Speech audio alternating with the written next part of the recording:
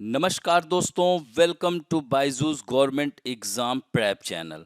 दोस्तों, today we have to discuss daily current affair 8 मई यानी 8 मई 2021 के न्यूज़पेपर में से, जो कि आपके आगामी एग्जाम जैसे CHSL, combined graduate level, NTPC, intelligence bureau, CPUSI, Delhi police and other state services exam like UP PCS, Bihar PCS, Jharkhand, Chhattisgarh, Rajasthan and banking services के करंट अफेयर के लिए यह लाभदायक सिद्ध होगी। तो आइए एक एक करके डिस्कस करते हैं।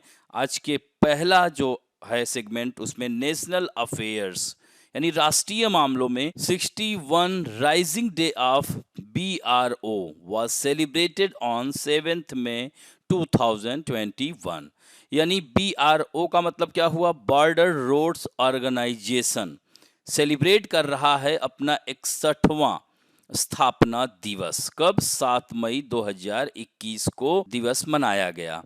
तो 7 मई 1960 को यानी आज ही के दिन 1960 में इसका इस्टेब्लिशमेंट हुआ था। तो BRO भारत के सीमावर्ती क्षेत्रों और मित्र पड़ोसी देशों में सड़क नेटवर्क का डेवलपमेंट एंड कह सकते हैं उसका रख रखाव वह करता है, मेंटेनेंस करता है। तो यानी पड़ोसी राज्यों में जैसे अगर बात की जाए तो ये वाला भाग है, यहाँ पर आप देख सकते हैं। तो ये भूटान है, नेपाल है, ये पूरा चीन वाला पार्ट है।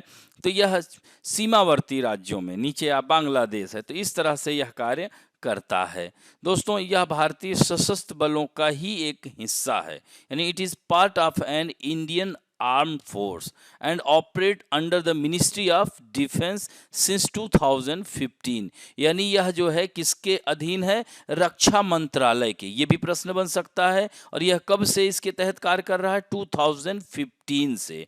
लेफ्टिनेंट जनरल राजीव चौधरी सीमा सड़क जो है उसके अविलंबी महानिदेशक हैं। यानी lieutenant general Rajeev Chaudhary is the incumbent director general of border roads यानी DGBR। तो ये भी फैक्ट है, ध्यान रखेंगे। अब बढ़ते हैं दोस्तों। Oil and gas PSUs ink MOU for construction and redevelopment of Shri Badrinath Dham as a spiritual smart hill town.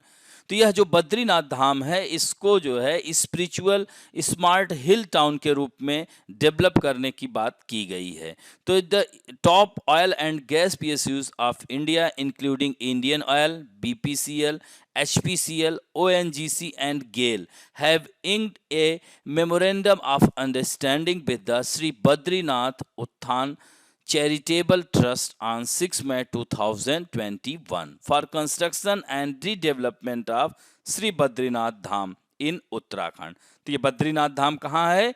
Uttarakhand में है। स्पिरिचुअल स्मार्ट हिल टाउन के रूप में इसे डेवलप करने के लिए एक ज्ञापन समझौता शुरू किया गया है। तो दोस्तों, इसके तहत यह सार्वजनिक उपक्रम परियोजना के पहले चरण में 99.60 करोड़ रुपए का योगदान देंगे और प्रथम चरण में विकासात्मक गतिविधियां शामिल होंगी। यानी इसमें नदी तटबंध का काम होगा, सभी इलाकों के वाहनों का रास्ता बनाना, यानी वह दुर्गम रास्तों को ठीक करना, पुलों का निर्माण करना, मौजूदा पुलों का सौंदर्यीकरण करना, यह स्ट्रीट लाइट, बहुत सारी चीज़ों का इसके प्रथम चरण में डेवलपमेंट किया जाएगा। दोस्तों, यह पहल अधिक पर्यटकों, यानी यह पहल जो की जा रही है स्मार्ट हिल, यह इसको बद्रीनाथ जो है इसको स्मार्ट हिल टाउन बनाने के पीछे कारण यही है कि पर्यटक और आकर्षित होंगे और पर्यटक आएंगे तो इससे रेवेन्यू इकट्ठा होगा। तो ये श्री बद्रीनाथ धाम का कायाकल्प कार्य यह 3 साल के समय में पूरा करने का ऐसा उम्मीद जताया जा रहा है। तो ये ध्यान रखना, बद्रीनाथ धाम कहाँ है? उत्तराखंड में है। अब बढ़ते हैं दोस्तों। India will receive 25 million doses of corona vaccine at a subsidised rate from Gavi. यानी गावी से वह 25 करोड़ वैक्सीन की खुराक मिलेगी। गावी एक अंतर्राष्ट्रीय संगठन है जो कि कोरोना से बचाव की वैक्सीन का वितरण करेगा, यानी भारत को रियायती दर पर यह खुराक देगा। तो यानी in this regard India will have to pay $30 million यानी about 220 crore to make necessary technology arrangement and cold chain. तो यह जो है इसका जो तकनीकी बंदोबस्त और कोल्ड चेन बनाने के लिए $3 करोड़ यानी 220 करोड़ रुपए देने होंगे भारत को। और यह बात दिसंबर महीने में ही कोवैक्स बोर्ड द्वारा लिया जा चुका। चूंकि कोरोना नामक महामारी के बाद जब यह पूरी तरह से फैल चुका था तो गावी ने 2020 में कोवैक्स नामक संगठन बनाया। तो इसके तहत जो है यह देशों की मदद कर रहा है। तो दोस्तों इसमें जो है भारत के स्वास्थ्य मंत्री doctor Harshvardhan global alliance for vaccine and immunisation Gavi board के सदस्य भी नामित हुए हैं। और दोस्तों इनका कार्यकाल 2023 तक रहेगा, यानी 1 जनवरी से शुरू हो गया है इनका कार्यकाल। हमारे देश के यह स्वास्थ्य मंत्री हैं। तो डॉक्टर हर्षवर्धन गावी बोर्ड के दक्षिण पूर्वी क्षेत्र के क्षेत्रीय कार्यालय सीरो यानी पश्चिमी प्रशांत क्षेत्रीय कार्यालय का भी प्रतिनिधित्व कर रहे हैं। यानी doctor Harshvardhan representing the western Pacific regional office, the regional office EERO of the south eastern region on the Gavi board. यह ध्यान रखेंगे दोस्तों। और गावी की स्थापना 2000 में हुई थी। बेसिकली यह वैक्सीनेशन के लिए 1990 में बहुत सारे देशों को जो वैक्सीनेशन कराया जा रहा था, उसके बाद जो देश छूट गए थे तो उसके बाद इस गावी की स्थापना की गई। और इसमें सरकारी और गैर सरकारी संगठन, निजी क्षेत्र के लोग सब इसमें सहायता करते हैं। जैसे मिलिंडा एंड बिल जो है गेट्स फाउंडेशन है, बिल गेट्स का नाम सुना होगा, वह बहुत सारी राशि इसमें लगाए हुए हैं। तो ये ध्यान रखेंगे दोस्तों। अब बढ़ते हैं इंटरनेशनल अफेयर्स में। 10% reduction in carbon emission in EU countries due to corona according to Eurostat. तो यूरोस्टैट के मुताबिक यूरोप में कार्बन उत्सर्जन में कमी दर्ज की गई है। जीवाश्म ईंधन से जलने वाले कार्बन डाइऑक्साइड CO2 जो कि ग्लोबल वार्मिंग का सबसे महत्वपूर्ण अवयव है, उसमें कमी आई है। तो यूरोस्टेट ने यह कहा है कि यूरोपीय संघ के 27 जो कंट्रीज हैं 2019 में कार्बन उत्सर्जन में गिरावट दर्ज की गई है। और इसे किसकी वजह से हुआ? कोरोना वायरस के फैलने की वजह से पूरे देशों ने लॉकडाउन घोषित किया। और इस लॉकडाउन के फलस्वरूप यह देखने को मिल रहा है कि कार्बन डाइऑक्साइड का इमिशन कम हुआ। क्योंकि गाड़ियां बंद कर दी गईं और बहुत सारे उद्योग धंधे बंद हो गए, जिससे कचरा और जो है पोल्यूशन कम हुआ, जिसकी वजह से कार्बन डाइऑक्साइड का उत्पादन या उत्सर्जन कम हुआ। दोस्तों यह जो है ग्रीस में सबसे अधिक -18.7% की गिरावट दर्ज की गई। उसके बाद एस्टोनिया है -18.1। एस्टोनिया की राजधानी क्या है? एस्टोनिया, लाटविया एंड लिथुआनिया, यह क्या है? यह जो है देश है बाल्टिक स्टेट इन्हें कहा जाता है। एस्टोनिया की टालिन है, लाटविया की रीगा है, लिथुआनिया की विल्निस है। तो ये राजधानियां हैं, यह देश हैं, इसे बाल्टिक स्टेट कहते हैं। तो एस्टोनिया में -18.1, लग्जमबर्ग जिसकी कैपिटल लग्जमबर्ग सिटी है -17.9, एंड स्पेन मैड्रिड इसकी कैपिटल है -16.2, एंड डेनमार्क -14.8, कोपेनहेगन यानी इतनी फीसदी गिरावट दर्ज की गई। इसके अलावा जिन देशों में सबसे कम गिरावट दर्ज की गई वो है माल्टा जिसकी कैपिटल है वेलेटा -1%, एंड हंगरी जिसकी Budapest which is situated on the bank of Danube river -0.17%, and Ireland -2.6, and Lithuania. तो ध्यान रखेंगे। तो according to Eurostat demand for all types of coal decline during this period, यानी Eurostat के मुताबिक हर तरह के कोयले की मांग इस दौरान घटी, जिसकी वजह से कार्बन डाइऑक्साइड का उत्सर्जन कम हुआ। तेल और तेल उत्पादों का इस्तेमाल भी बहुत कम हुआ। वहीं प्राकृतिक गैस के उपयोग में सिर्फ 15 ऐसे कंट्री हैं जिसमें कमी देखी गई। यूरोपीय यूनियन में ग्रीन हाउस गैसों से कार्बन उत्सर्जन का योगदान करीब 75% है। इसकी मुख्य वजहों में आर्थिक विकास यानी इकोनॉमिक डेवलपमेंट, ट्रांसपोर्टेशन एंड औद्योगिक गतिविधियां यानी इंडस्ट्रियल एक्टिविटीज रही हैं, जिसकी वजह से 75% कार्बन उत्सर्जन में EU का योगदान है। तो इस तरह से यह देख सकते हैं कि कोरोना नामक इस महामारी में कुछ नुकसान हुए तो कुछ फायदे भी दिख रहे हैं, हमारा पर्यावरण भी शुद्ध हुआ है। अब बढ़ते हैं दोस्तों नेक्स्ट खबर की ओर। Global methane assessment launch by UNEP यानी United Nation environment programme and CCAC यानी climate and clean air coalition यानी द असेसमेंट यानी यह जो की कर रही है असेसमेंट मीथेन असेसमेंट यानी इसको मीथेन मूल्यांकन कहा जाएगा। तो recently the United Nation has introduce a global methane assessment. हाल ही में संयुक्त राष्ट्र ने वैश्विक मीथेन मूल्यांकन की शुरुआत की है और दोस्तों यह मूल्यांकन जलवायु और स्वच्छ वायु संगठन यानी सीसीएसी एंड यूनेप द्वारा जारी किया गया। यानी पूछ लेगा कि मीथेन मूल्यांकन हाल ही में किसके द्वारा जारी किया गया, तो सीसीएसी एंड यूएनईपी ध्यान रखेंगे। और द क्लाइमेट क्लियर एयर गठबंधन सरकारों और गैर राज्य भागीदारों की एक वैश्विक साझेदारी है यानी global partnership of governments and non state partners.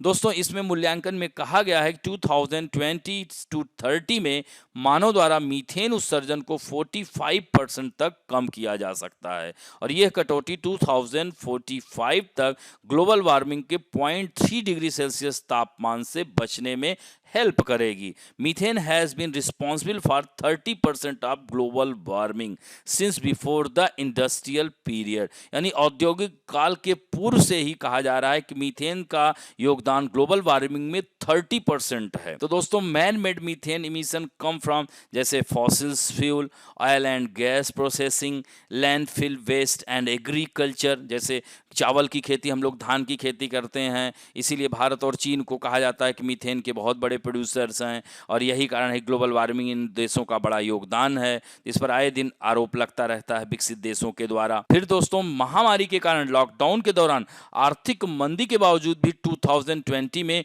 वातावरण में मीथेन की मात्रा में रिकॉर्ड स्तर पर पहुंच गई है यानी मीथेन नहीं रुका। हालांकि अभी पिछली खबर हम लोगों ने देखा कि यूरोपीय यूनियन के देशों में कार्बन डाइऑक्साइड का एमिशन कम हुआ लेकिन मीथेन का बढ़ोतरी लगातार हो रही है। तो unlike carbon dioxide, methane breaks down quickly, that is very few actions can rapidly reduce the rate of global warming caused by methane। यानी कार्बन डाइऑक्साइड के विपरीत मीथेन जल्दी से टूट जाता है, अर्थात बहुत कम क्रियाएं मीथेन के कारण होने वाली ग्लोबल वार्मिंग की दर को तेजी से कम कर सकती हैं। Methane is equivalent to 1/5 of global green house gas emission यानी पूरे जो वैश्विक जो यह ऊष्मन है वैश्विक या ग्लोबल वार्मिंग में मीथेन का 1/5 हिस्से के बराबर है योगदान। दोस्तों what are the major solution, इसके समाधान क्या हो सकते हैं। तो ये जो असेसमेंट किया गया इसमें आइडेंटिफाई किया गया है कि 2030 तक 30% जो है तक कम करने के लिए सक्षम किया गया इस मूल्यांकन में। तो ये समाधान मुख्यतः जीवाश्म ईंधन क्षेत्र को लक्षित करते हैं। जैसे मीथेन के स्तर को कम करने की क्षमता भारत में है और यूरोप में अपशिष्ट क्षेत्र में सबसे अधिक, इसी तरह से चीन में पशुधन और कोयला उत्पादन में, इसी तरह से अफ्रीका में पशुधन, तेल और गैस में। तो इस तरह से उपरोक्त लक्षित उपायों के बावजूद नवीकरणीय ऊर्जा, खाद्य हानि, कचरे में कमी, आवासीय वाणिज्यिक ऊर्जा यानी ये सब जो commercial energy efficiency will help reduce methane emissions. तो दोस्तों याद रखेंगे मीथेन असेसमेंट किसने शुरू किया, ये ध्यान रखेंगे। अब बढ़ते हैं various national and international personality in news. दोस्तों MK स्टालिन स्वर्ण इन as Tamil Nadu CM with 33 minister. दोस्तों तमिलनाडु में सत्ता परिवर्तन हो गया है। पहले AIDMK का शासन था यानी ऑल इंडिया अन्ना द्रविड़ मुनेत्र कझगम। अब DMK के प्रमुख MK स्टालिन यानी मुथुवेल करुणानिधि ने तमिलनाडु के मुख्यमंत्री के तौर पर शपथ ली है और यह पहली बार मुख्यमंत्री बने हैं तमिलनाडु के। तो राज्यपाल बनवानी लाल पुरोहित ने इनको जो है पद एवं गोपनीयता की शपथ दिलाई है, ये ध्यान रखेंगे। और दोस्तों दूसरा जो महत्वपूर्ण खबर है, N Rangaswamy became CM of Puducherry for the 4th time. N Rangaswamy Puducherry एक केंद्र शासित प्रदेश है जहां पर विधानसभा सीटों की संख्या 30 है। जैसे तमिलनाडु में आप लोगों ने देखा होगा की विधानसभा की जो सीटों की संख्या थी वह थी 234। तो 234 सीटों में चुना गया है तमिलनाडु में। इसी तरह से 30 सीटों में जो है यहाँ पर चुनाव हुआ पुदुचेरी। पुदुचेरी के बारे में दोस्तों जानते होंगे, यह केंद्र शासित प्रदेश है। यहाँ फ्रांसीसियों का कब्जा था। 1954-55 में फ्रांसीसी लोग यहाँ से गए। तो यह जो है इसमें 4 डिस्ट्रिक्ट हैं। There is 4 districts. यनम सुना होगा, विच is situated in Andhra Pradesh, and माहे इन केरला, एंड सेकंड थर्ड जो है पुदुचेरी खुद है, और चौथा है कराईकल। तो ये दोनों तमिलनाडु में हैं। इस तरह से याद रखिएगा, आंध्र प्रदेश, केरल एंड तमिलनाडु, 3 राज्यों में इसके 4 डिस्ट्रिक्ट स्थित हैं। तो यह चौथी बार ऑल इंडिया एनआर कांग्रेस के मुखिया रंगास्वामी को उपराज्यपाल तमिलसाई सुंदरराजन ने राजनिवास में मुख्यमंत्री पद की शपथ दिलाई। एन रंगास्वामी ने चौथी बार पुदुचेरी के सीएम के तौर पर शपथ ली है। इससे पहले वो 3 बार पुदुचेरी के मुख्यमंत्री रह चुके हैं। दोस्तों, पुदुचेरी में एनआरसी और भाजपा गठबंधन की सरकार बनी है, यानी बीजेपी एनडीए की सरकार कह सकते हैं। तो इसमें 6 मंत्री हो सकते हैं, और एन रंगास्वामी की पार्टी एआईएनआरसी ने भाजपा के साथ मिलकर पुदुचेरी का चुनाव लड़ा था। तो इस जिसमें गठबंधन को बहुमत हासिल हुआ है, 16 सीटें हासिल की हैं। सबसे बड़ी पार्टी के रूप में एनआईएनआरसी यानी रंगास्वामी की पार्टी है, 10 सीटों पर जीत हासिल की है। बीजेपी को 6 सीटें मिले हैं। वहीं पुदुचेरी को में 6 निर्दलीय यानी इंडिपेंडेंट उम्मीदवार हैं। इस तरह से आप देख सकते हैं कि टोटल कितनी हो गई, 10, 6, 16, 6, 22, 8 में 6 सीटें डीएमके की है और 2 सीटें कांग्रेस को मिली है। इससे पहले कांग्रेस का शासन हुआ करता था। इससे पहले वहाँ के जो डिप्टी गवर्नर थीं किरण बेदी हुआ करती थीं। अब बढ़ते हैं दोस्तों नेक्स्ट खबर की ओर। नेपाली क्लाइंबर कमी Rita climbs mount Everest for record 25th time. इन्होंने रिकॉर्ड बना दिया है। नेपाली पर्वतारोही कामी रीता शेरपा ने शुक्रवार को माउंट एवरेस्ट की चोटी पर 25वीं बार चढ़ने में सफलता हासिल की। 51 वर्षीय रीता विश्व के सबसे ऊंचे शिखर यानी माउंट एवरेस्ट 8,848 मीटर ऊंची है, which is highest peak in the world. 25 बार चढ़ने के बाद दुनिया के पहले पर्वतारोही बन गए हैं। और दोस्तों, माउंट एवरेस्ट कहाँ है? तो यह नेपाल में स्थित है। माउंट एवरेस्ट याद रखेंगे, नेपाल में इसे सागरमाथा, तिब्बत में चोमुलुंगमा के नाम से जाना जाता है। And mount Everest is situated in greater Himalaya. ये भी पूछ लेता है कि लघु हिमालय में स्थित है, लेसर हिमालय में, कि शिवालिक हिमालय में, कि ट्रांस हिमालय में, कि ग्रेटर हिमालय में। It is situated in greater Himalaya, याद हो जाएगा। अब बढ़ते हैं दोस्तों बुक एंड अवार्ड्स में। Mumbai born academician wins Sheikh Zayed book award. दोस्तों, मुंबई में जन्मी शिक्षाविद डॉक्टर ताहेरा कुतुबुद्दीन, जो कि NELC शिकागो यूनिवर्सिटी में अरबी साहित्य की प्रोफेसर हैं, इनको 15वें शेख जायद बुक अवार्ड के लिए विजेता के रूप में चुना गया है। उनकी अपनी जो हालिया पुस्तक है अरबी ओरेशन आर्ट एंड फंक्शन के लिए पुरस्कार जीता है, जिसका प्रकाशन 2019 में लीडेन के ब्रिल एकेडमिक पब्लिशर द्वारा किया गया था। दोस्तों, डॉक्टर ताहेरा जो कि एक अमेरिकी नागरिक हैं, इनका जन्म कुतुबुद्दीन परिवार में हुआ था। दक्षिण मुंबई में पली बढ़ी। She is the first person from India to win this award.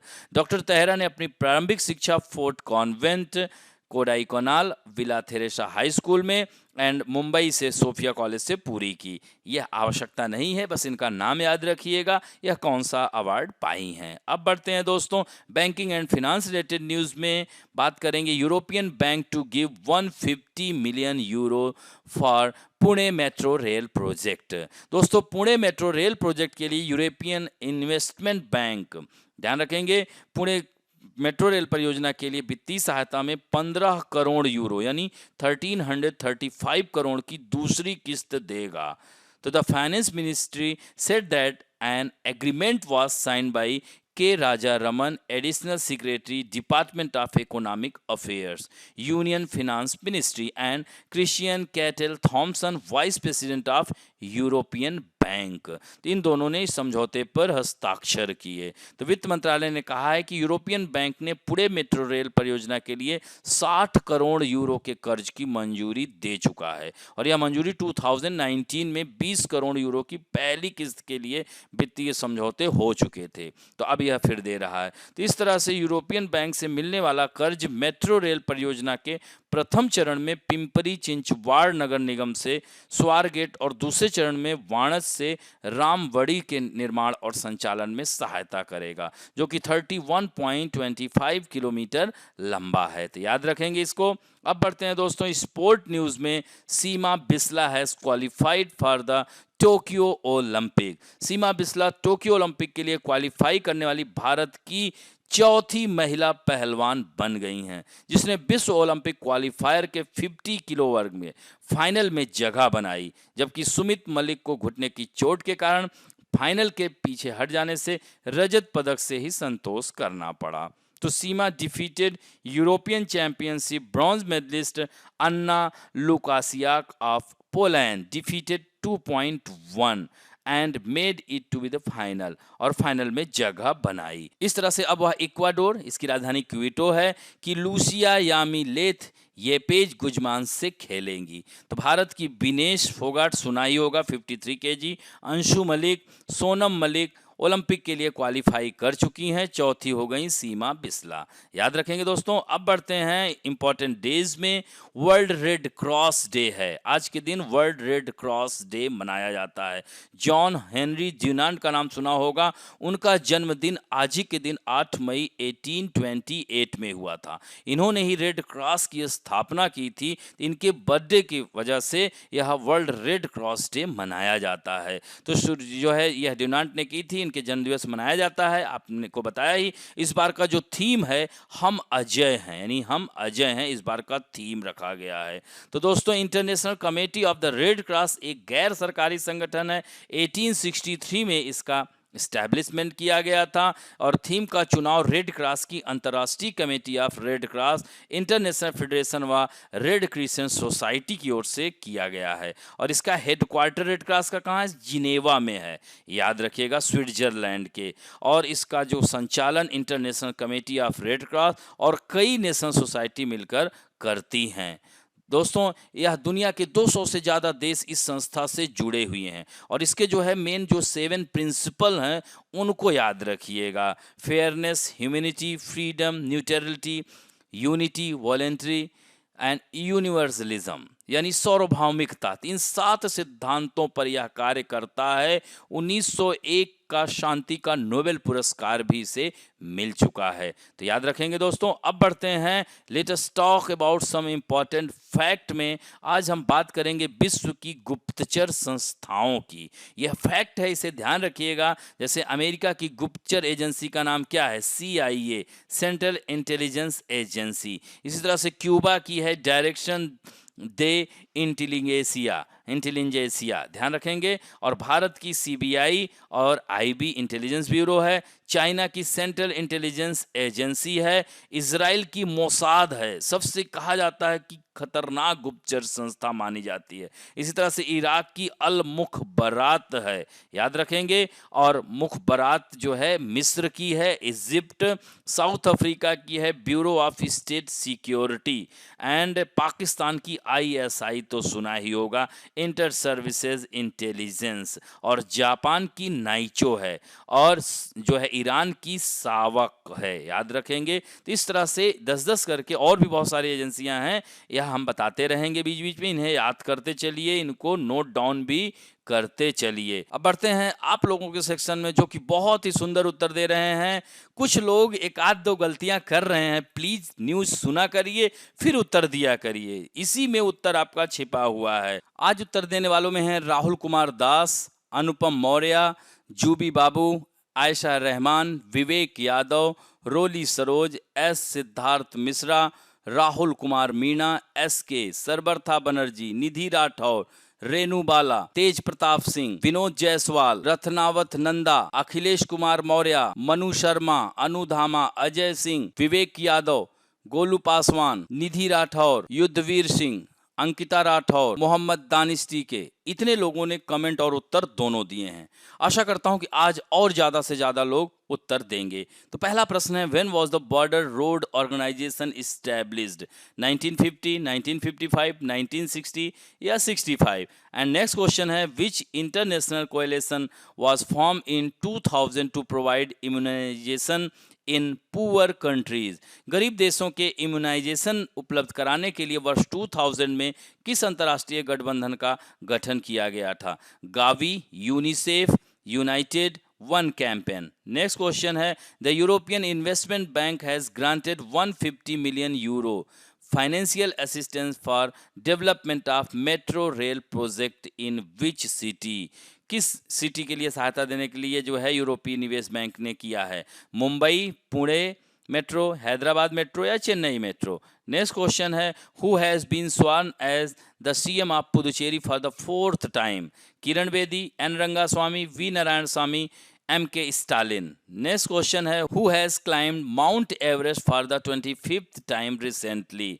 Tim Medvetz, Apa Sherpa, Kami Rita Sherpa, Phurba Tashi? Next question है, सीमा बिस्ला किस खेल से जुड़ी हुई हैं? Boxing, wrestling, swimming and kabaddi? Next question है, which Mumbai born academician has won the 5th Sheikh Zayed book award? Mridula Mukherjee, Kanakalatha Mukund, Sonoleka Kaul या doctor Tahira Qutubuddin?